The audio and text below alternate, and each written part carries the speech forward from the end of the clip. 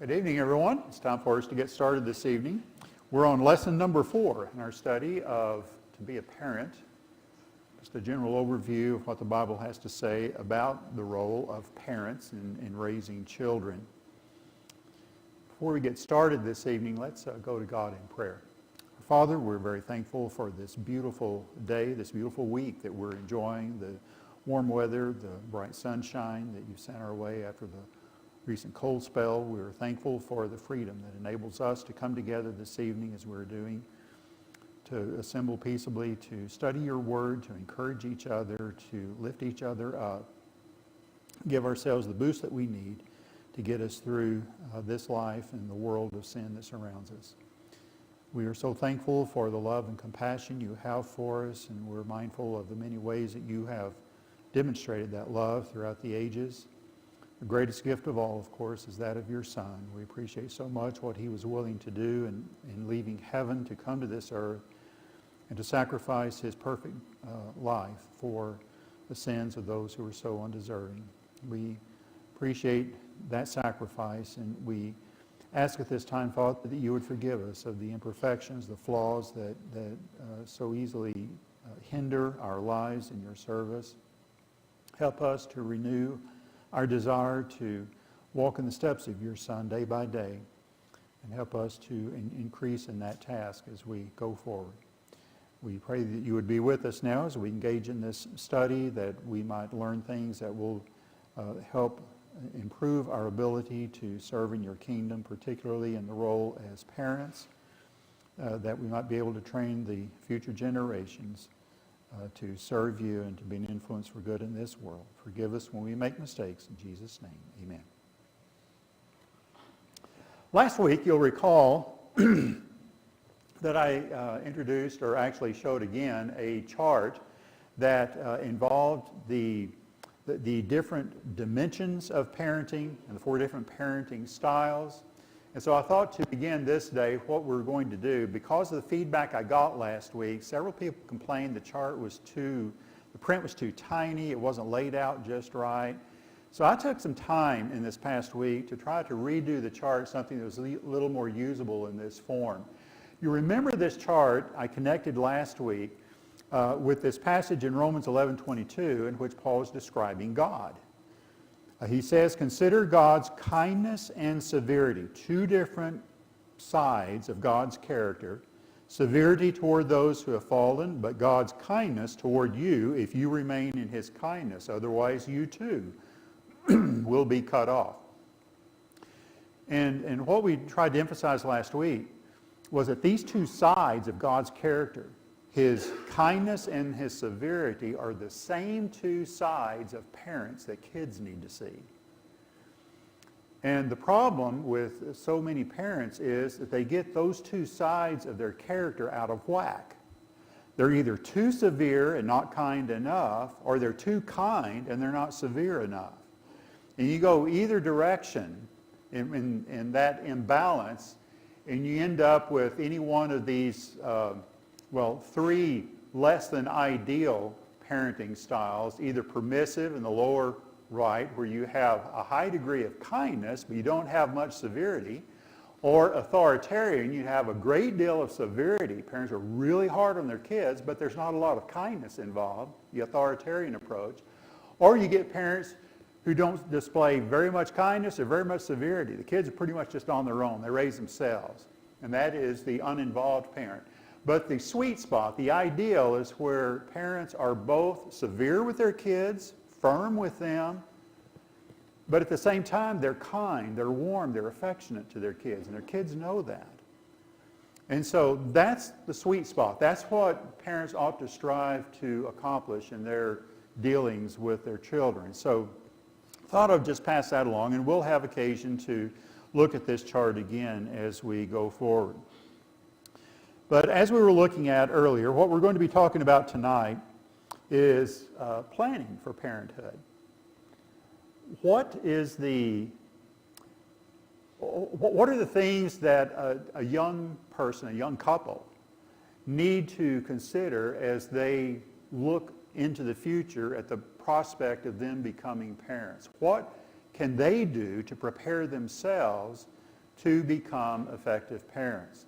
How successful will a young couple be if they decide, we're in love, let's get married, and oh, by the way, I'm pregnant, we're going to have kids.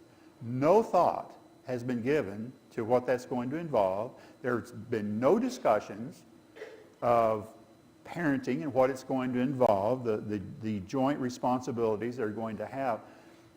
How is that couple, that young couple, going to deal with the task of being parents going forward with a lack of preparation?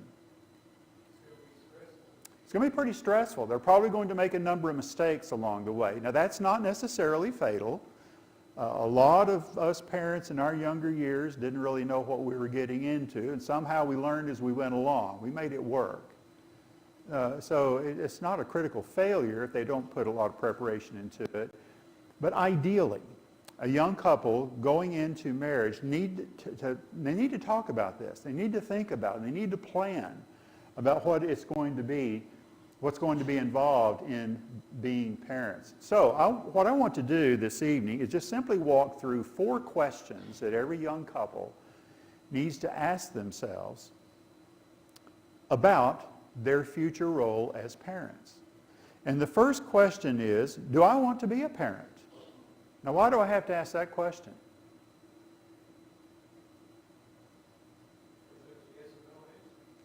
Because there's a yes or no answer? Yeah. Yeah. Why would some people not want to be parents?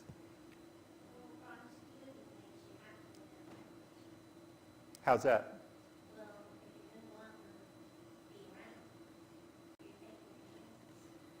Well, that's true. That's true.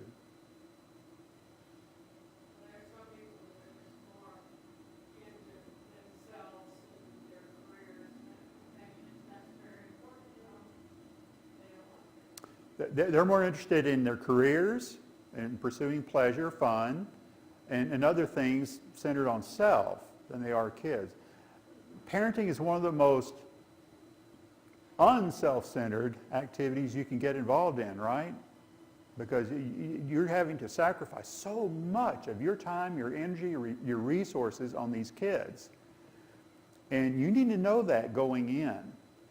And so let's consider a couple of aspects of this. Am I prepared to spend 20 or more years, depending on the number of kids I have, of my life sacrificing for someone who more than likely is not going to appreciate my sacrifices? Certainly not in the moment. Now, maybe years later, they'll look back and appreciate you for what you did as a parent. But in the moment, they're probably not going to appreciate all the sacrifices and the stress and strains you're putting on yourself in order to be their parent. Are you prepared to do that? How many young couples go into marriage and having babies really giving serious thought to that question? Probably not very many. Here's another one.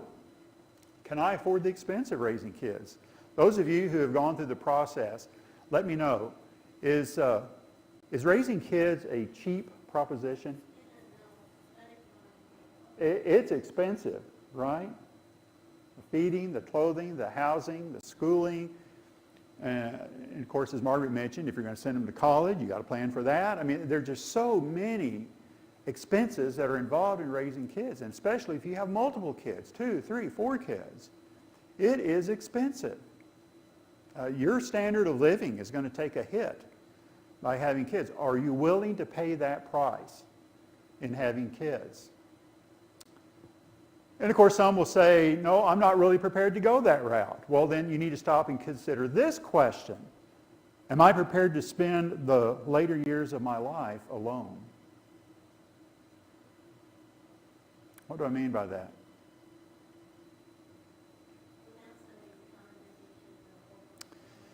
Yeah, you answered no to the first 2 questions. So I don't want any kids. Okay, fine, that's your choice. You're certainly free to do that. And you don't have to have kids to go to heaven. That's not what we're arguing here. But you need to look at the other side of the equation. If you choose not to have kids in your younger years, then when you become older, you're not going to have the kids and grandkids coming visiting you in the old folks' home.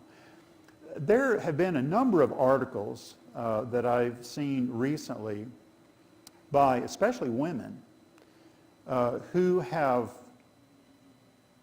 expressed regret. These are middle-aged women. They've passed through their 20s, their 30s, and now they suddenly look back and recognize, oops, I really did want kids.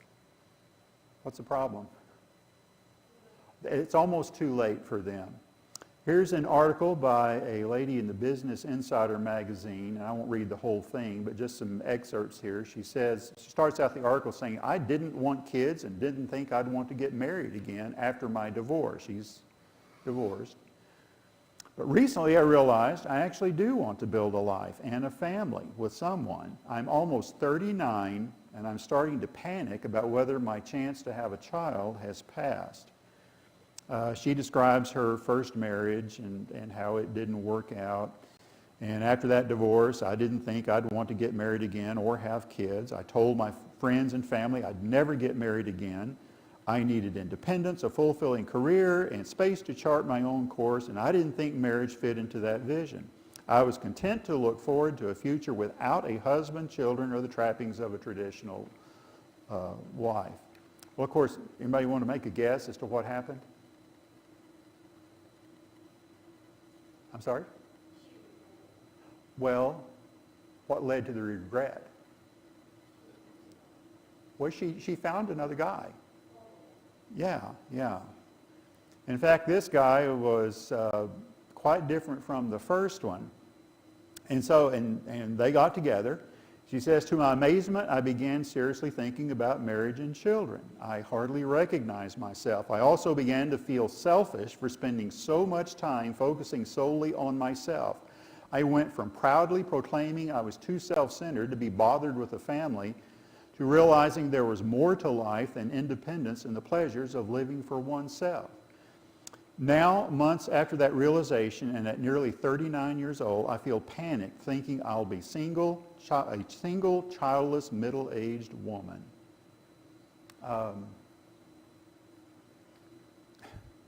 What, biologically, and Eric can probably answer this, what is the ideal time frame for a woman to bear children? Just 15. Well, up to 35. Yeah. In this regard, in the 20s, somewhere in the 20s is probably ideal. And here's a lady that's 39 years old, and the ship has pretty much sailed. Here's another article. I won't read it, but this woman is 49 years old. I work hard, own a home, live a fairly good life. My problem is that I can't help but feel regretful that I never had children. And now she's looking at in vitro fertilization process, and even that's at 49 years old. Anyway, the point I'm trying to get across here is, here are examples of people who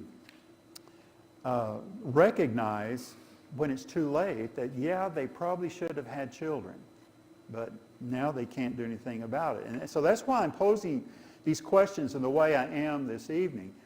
These are your two options. You can choose to have kids when you're young enough to make it work, but you're going to pay a price for it. It's going to be one of the costliest decisions you've ever made. But you increase the possibility then of having kids and grandkids later in life who will give you a tremendous source of satisfaction. Are you willing to make that initial investment in order to have that payoff later in life? Now, if that just doesn't sound appealing to you, the other option is that you just not have kids. You don't want to fool with it. You're too self-centered. You're too wrapped up in your career or the fun or whatever else it is that you want to spend your life doing. And you're free to do that. But just recognize, too, what you're signing up for with that choice. And that is an old age where you don't have family. Maybe nieces and nephews, somebody else in your family may have the kids that you can enjoy, but they won't be yours. So those are your two options. Every one of us, as a young person, growing up into adulthood, we're faced with that question. The single most important question that I can answer outside of, am I going to be a Christian and serve God, is, am I going to have children? Am I going to get married and settle down and have a family? And these are the questions that you need to consider before you make that decision. Larry, you want to say something?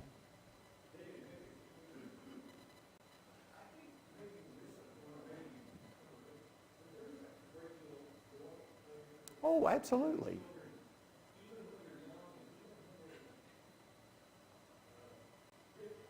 Yes.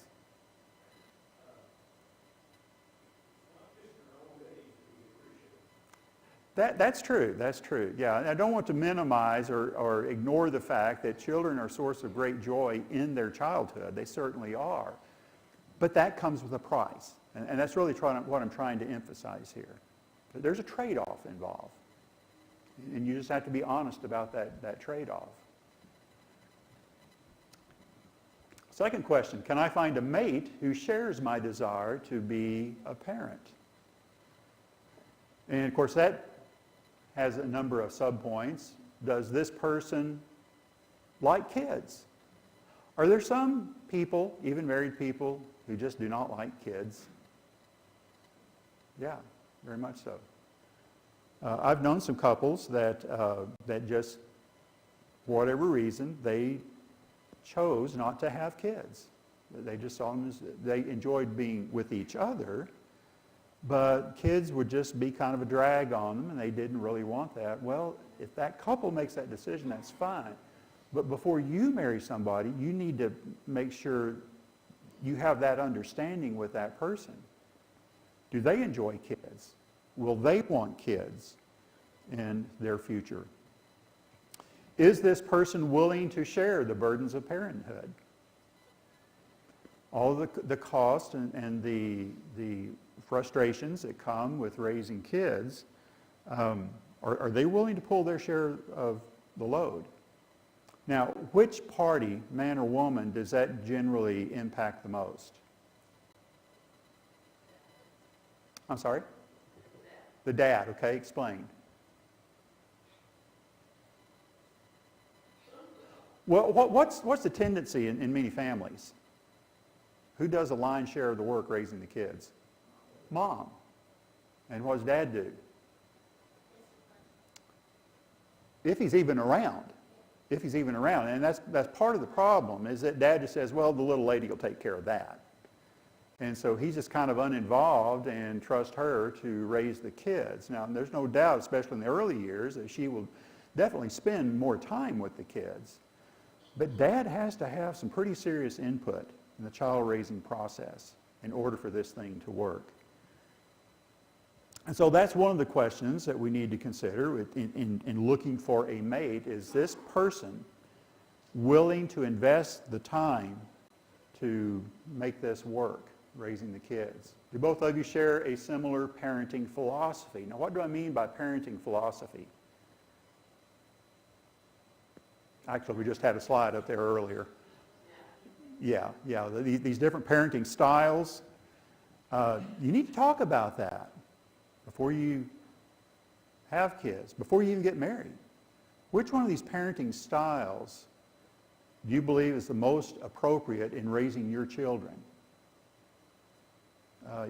You need to talk these things out. What role will discipline play? How do you teach your children? What is the role of God and religion going to be in your life in raising these kids? But these are the kind of discussions that a couple needs to have before they get married. And there's one other very important question that hinges on this question here, and that is the very idea of a mate. What's very popular today, especially in more liberal circles? Well, live together a while. Yeah, that wasn't what I was going to bring up, but that's a good point. Of course, what's the hidden trap there? If they're just living together without the benefit of marriage, what's the implicit understanding in that arrangement? Yeah, either one of them is free to just walk out at any time. Where's the stability in that? So, yeah, we'll set that one aside. But in assuming now that we're talking about having a mate that's determined to stick together, there is another alternative that's becoming very, very popular these days. Get a dog. Yeah. What about single motherhood? Purposeful single motherhood. A woman has a career, she's very successful, and she desires, I know something's missing in my life, and I'm too busy to fool with a husband, but I want a kid. And so she chooses to have a child. And of course, in order to maintain both a career and a child, what does she have to do? Well, who watches the kid while she's working? There's usually a nanny or two, a staff of some kind that's going to watch the kids while she goes off and does her thing, makes her career. What's the problem with that?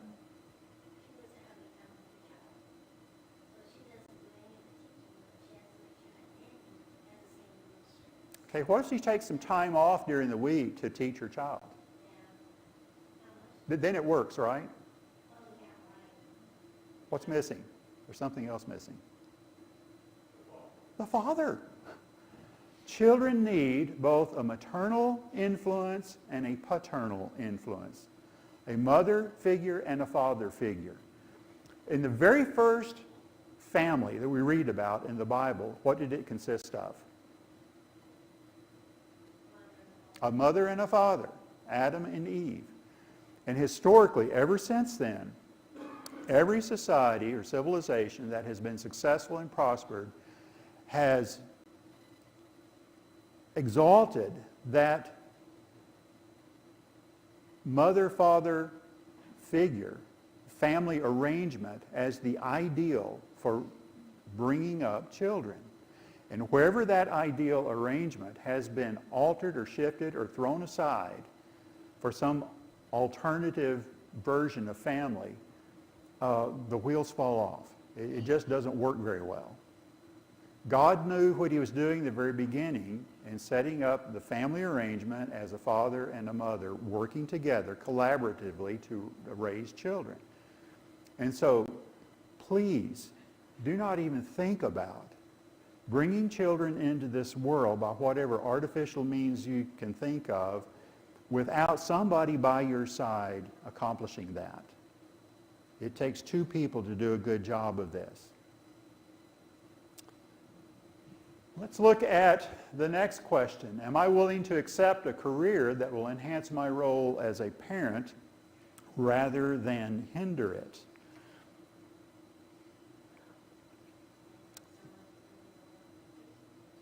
I'm sorry?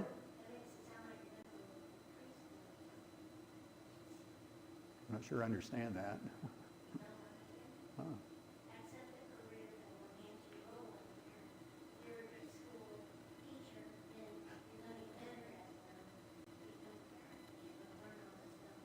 Okay, you're going in a different direction than I'm thinking here. Yeah.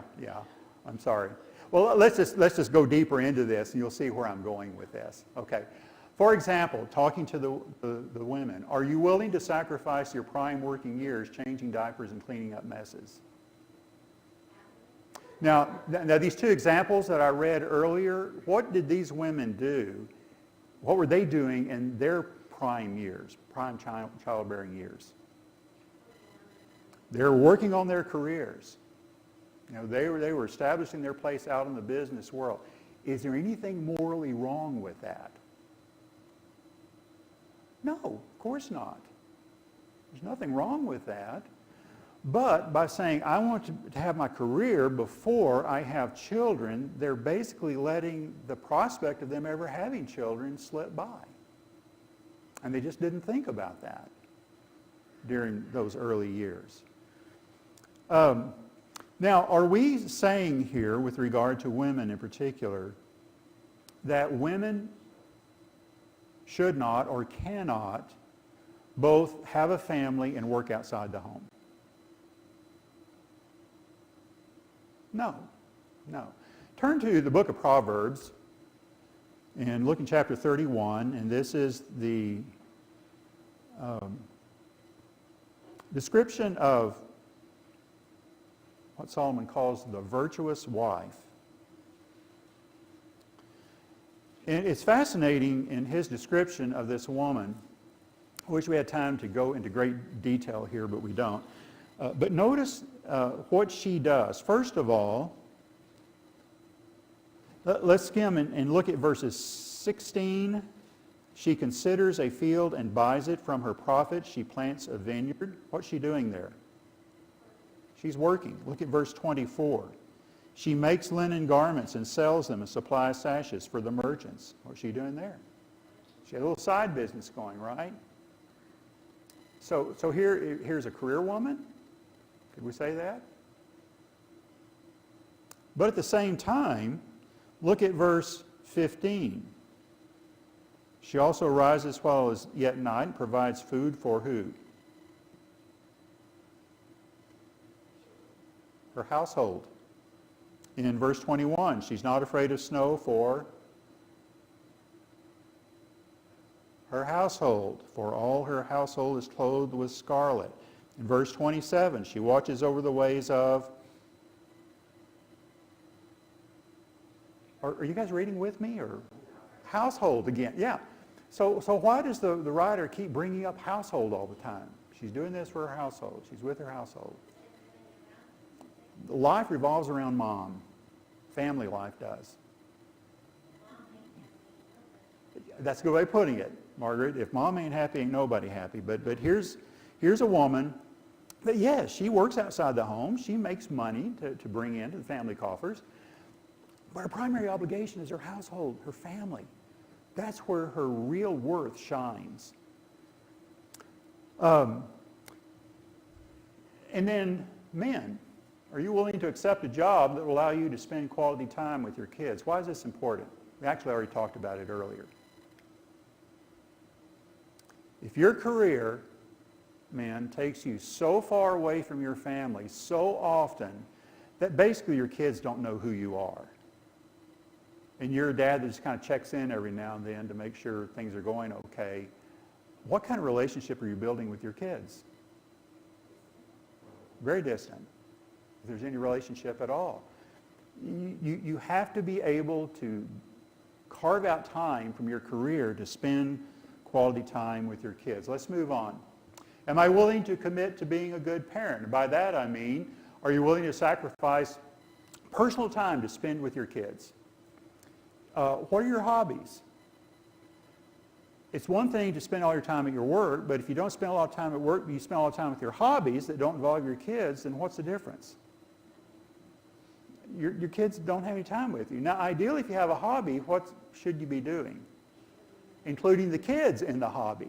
Get them involved. And that you can build some good quality dad-kid time. Are you willing to seek advice from older parents? Why is that important? There are people who have been down the road that you're going down. They have experience. They probably have some wisdom they can share with you. Don't be ashamed to approach them and ask for advice. Are you willing to work on essential character traits like patience, humility, honesty, perseverance, kindness, gentleness, the things that are essential in raising children? If you look at yourself in the mirror and there are some things about your character that you don't like, are you willing to work on that? Are you willing to engage in some kind of program of self-improvement in order to make yourself a better, more disciplined parent, father or mother? And then finally, one last thing we want to consider. Here are the 4 questions. Do I want to be a parent? Find a mate who shares my desire to be a parent, accept a career that will enhance my role as a parent instead of hinder it, and commit to being a good parent with all that involves. Look at Deuteronomy 6, verses 5 through 9. This is a statement that Moses made as the children of Israel were about to go into the promised land. And this was what Moses told the nation of Israel. You shall love the Lord your God with all your heart, with all your soul, with all your strength. And these words which I command you today shall be in your heart. And notice now what you do with this. It's one thing to love God yourself with all your heart, soul, and mind, but here's what you need to do with that love. You need to teach these instructions diligently to your children. You shall talk of them when you sit in your house, when you walk by the way, when you lie down, when you rise up. You shall bind them as a sign in your hand, and they shall be as frontlets between your eyes. You shall write them on the doorpost of your house and on your gates. Were the Israelite parents supposed to take their kids to synagogue every Sabbath day? Where do you see that here?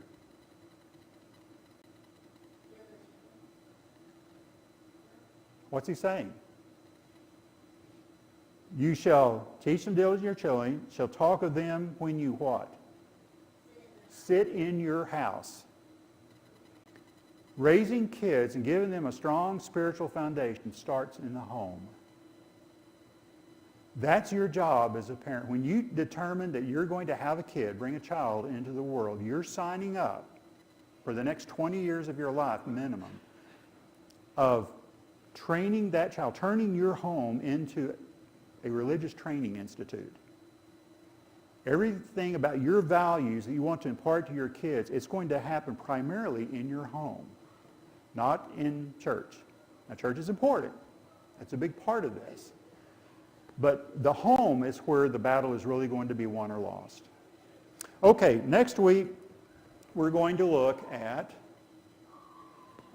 discipline. We're going to spend actually 2 lessons on the subject of discipline. Next week we'll be talking about the role of teaching in the discipline of children.